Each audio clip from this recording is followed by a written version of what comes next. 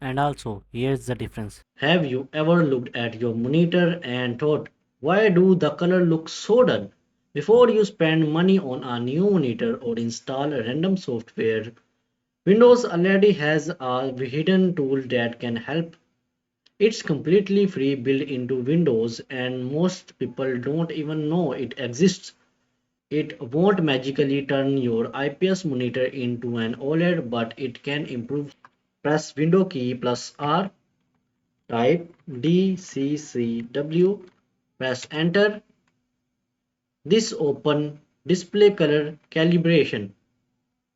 Press next and next and next.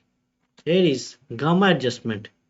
Set it in lowest and press next and press next and next and next and next and next and next and next and then finish. Now press next and do you want to tune all your monitors? You can manually select your monitor, calibrate them. Press next. Now only press next and then finish. It's a small tweak, but if your monitor has never been calibrated before, you may notice cleaner vistas, more balanced color, and a more pleasant viewing experience. If you found this helpful, subscribe for more hidden Windows tips and tricks.